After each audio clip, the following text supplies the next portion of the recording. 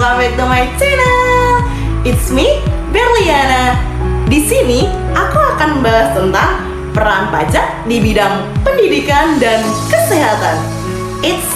Sebelum itu jangan lupa like, comment, and share.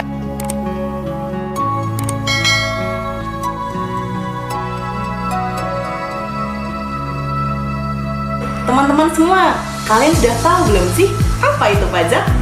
Pajak adalah kontribusi wajib kepada negara yang terutang oleh orang pribadi maupun badan yang bersifat memaksa, tapi berdasarkan undang-undang, dengan tidak mendapatkan imbalan secara langsung dan digunakan untuk keperluan negara bagi memakmurkan rakyatnya. Nah, jadi apa hubungan peran pajak di bidang pendidikan dan kesehatan? Yuk, mari kita simak video ini baik-baik. Yuk, mari kita bahas.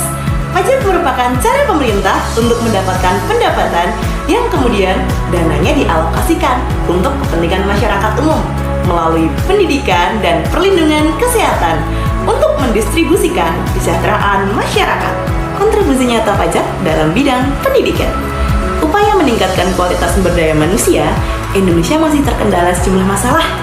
Contohnya, kurang meratanya akses pendidikan baik dari sisi kesempatan, kualitas, fasilitas, hingga keterbatasan anggaran.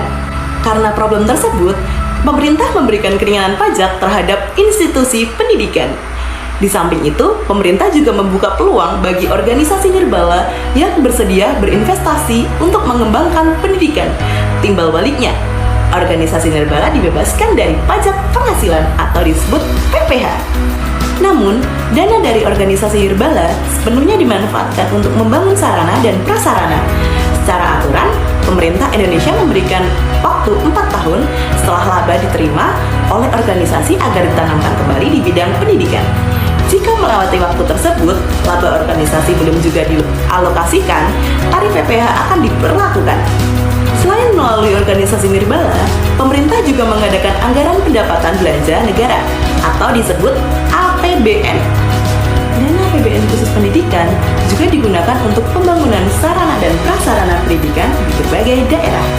Contohnya, pembangunan gedung, prasarana pusat penelitian, serta pembelian tanah guna kepentingan pembangunan pendidikan. Pengadaan fasilitas laboratorium, juga pengadaan penunjangan perpustakaan daerah. Setelah dari sisi pendidikan, yuk mari kita bahas dari sisi kesehatan. Melalui PMK nomor 117 PMK 03/2019 yang mengatur tentang daftar kategori pengusaha kena pajak, yang merubah status industri, perdagangan besar, farmasi, dan distributor alat kesehatan menjadi resiko rendah. Dampak dari perubahan tersebut membantu para pelaku industri agar mendapatkan proses restitusi yang lebih cepat dari lebih bayar pajak pertambahan nilai atau PPN setiap masa pajak. Melalui proses yang lebih singkat dalam pencairan dana kepada para pengusaha alat medis dan obat-obatan, dengan hadirnya kebijakan ini diharapkan proses restitusi bisa selesai dalam 1 bulan. Karena adanya pengategorian risiko rendah, wajib pajak hanya diproses melalui penelitian bukan pemeriksaan yang memakan waktu lebih lama, yang notabene merupakan pendukung dari rumah sakit yang menyelenggarakan BPJS menjadi lebih berkembang sehingga dapat menyalurkan dan mendistribusikan kebutuhan rumah sakit secara lebih luas. Nah, apa kalian sudah paham? Oke guys, itu video singkat dari aku. Mohon maaf jika ada kesalahan, dikarenakan di sini saya masih belajar. Terima kasih yang sudah menonton.